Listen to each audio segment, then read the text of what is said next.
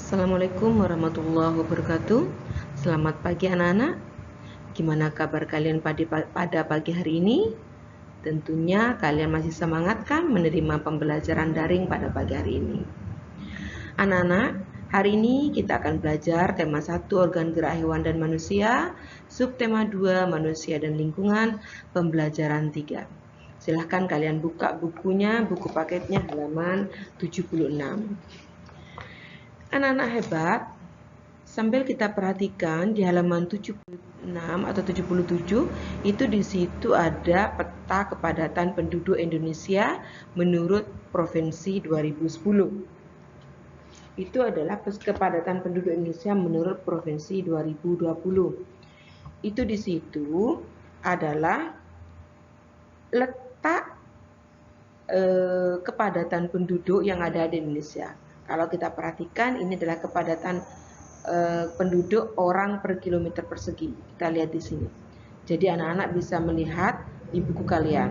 Ibu tidak bisa menjelaskan secara rinci tentang kepadatan penduduk karena terkait dengan waktu. Silakan anak hebat buka sambil kalian perhatikan buku paket kalian halaman 77. Kita jawab bersama soal di bawah ini. Nah, pertanyaannya, lihat peta. Pulau manakah yang paling padat penduduknya Indonesia? Ya, pulaunya adalah Pulau Jawa. Pulau Jawa adalah pulau yang penduduknya padat. Tetapi kalau kita lihat di peta, itu petanya itu ukurannya kecil. Beda dengan peta yang ada di Kalimantan. Tetapi untuk masalah kepadatan penduduk, Pulau Jawa itu adalah berpenduduk yang sangat padat, nomor 1 di Indonesia. Anak-anak hebat, pulau manakah yang paling sedikit penduduknya di Indonesia? Pulau Papua. Berapakah jumlah kepadatan penduduk Provinsi Lampung? 50 sampai dengan 100 orang per kilometer. Silakan kalian lihat di peta kalian, di buku kalian di halaman 77. Berapakah jumlah kepadatan penduduk Provinsi Papua? Ini jawabannya ada di buku halaman 77. Kalian bisa lihat sendiri. Nah, anak-anak, kita sudah bisa menjawab bersama-sama tentang peta pulau yang terpadat, pulau yang terkecil, kemudian jumlah kepadatan penduduknya masing-masing provinsi ya. Jadi anak-anak, berikut adalah beberapa suku bangsa di Indonesia berdasarkan tempat asalnya. Kita perhatikan. Di sini pulau yang ada di Indonesia itu ada 6. Ada Pulau Sumatera, Pulau Jawa, Pulau Bali dan Nusa Tenggara, Pulau Kalimantan, Pulau Sulawesi, dan Pulau Maluku dan Papua. Anak-anak silakan baca sendiri ke-6 pulau itu beserta suku bangsa yang ada di tiap-tiap pulau. Silakan kalian baca sendiri. Kalau bisa ini dicatat ya, karena di buku kalian itu tidak ada dicatat. Selanjutnya adalah, ini Ibu akan membahas atau kita akan mengerjakan bersama-sama pakaian adat atau alat musik yang ada di pulau-pulau yang ada di Indonesia. Kalian silahkan dibuka bukunya halaman 79. Gambar yang pertama itu adalah gambar, kalau kita perhatikan gambarnya ini adalah gambar yang berasal dari Papua. Manakah Nih yang gambar yang pertama, peta yang pertama. Ini kalau kita lihat pada gambar, ini adalah tari piring. Tari piring kalau tidak salah berada di Pulau Sumatera. Tari piring itu berada di Pulau Sumatera.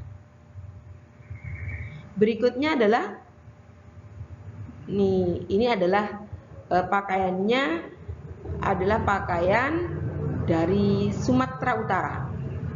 Dari Sumatera Utara pakaiannya. Kemudian ini dari Kalimantan.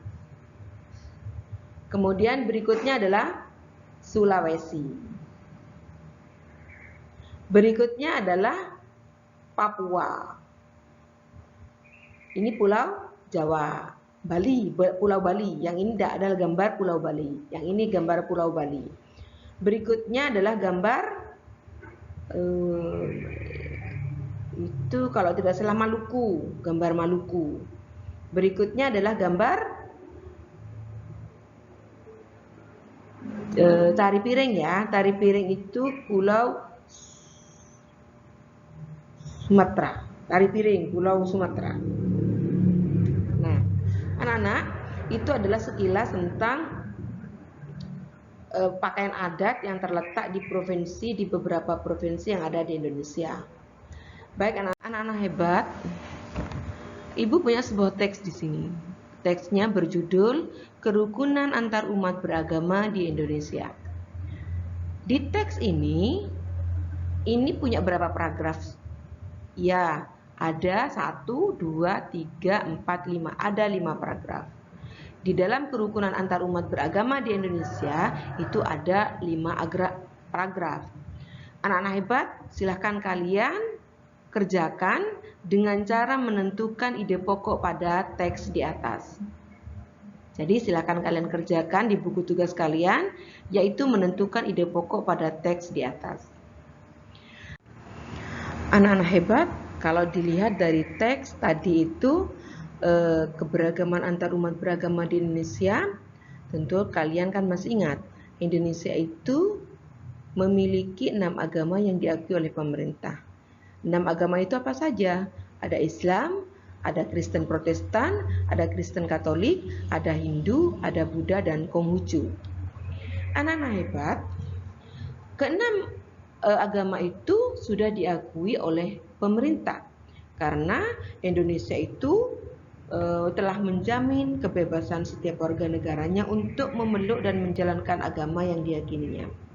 Akan tetapi perbedaan agama itu di akhir-akhir ini sering berbenturan dan mengakibatkan konflik antar pemeluk agama. Jadi akhir-akhir ini antar pemeluk agama itu sudah mulai terjadinya konflik. Bagaimana cara kita agar konflik antar umat beragama dapat dihindari? Yaitu dengan cara tetap menciptakan kerukunan hidup beragama. Kemudian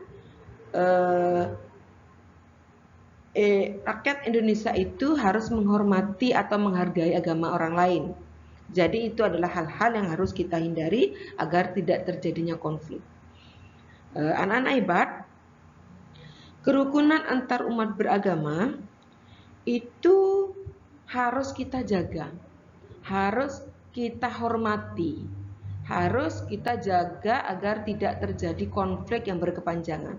Karena agama di Indonesia itu adalah agama yang diakui oleh dunia, itu adalah Indonesia itu adalah negara yang diakui oleh dunia itu bahwa negara yang memiliki bermacam-macam agama, bermacam adat istiadat, tetapi masih rukun-rukun saja ya. Jadi anak-anak, nah sekarang silakan kalian kerjakan bukunya ini tentang nilai-nilai luhur setiap sila dalam Pancasila.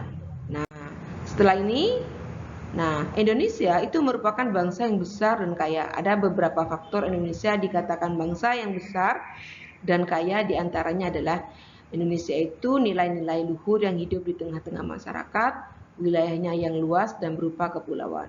Nah ini, silahkan kalian baca sendiri di bukunya, di videonya. Sekiranya memang harus dicatat, catatlah kalian. Jadi kesimpulan pada pembelajaran 3 ini adalah Indonesia selain memiliki kekayaan alam yang melimpah, juga kaya akan budaya, suku, dan agama. Jadikan keberagaman sebagai salah satu faktor pemersatu bangsa, dan Indonesia merupakan Pancasila sebagai dasar negara. Anak-anak hebat, pesan Ibu pada pagi hari ini adalah saat mengerjakan tugas, difoto kirim ke grup WA. Kemudian patuhi protokol kesehatan dengan cara memakai masker, mencuci tangan, menggunakan hand sanitizer, menjaga jarak, dan kurangi mobilitas. Terima kasih. Ibu cukupkan materi pada pagi hari ini. Selamat bekerja. Wabillahi taufiq wal hidayah. Wassalamualaikum warahmatullahi wabarakatuh.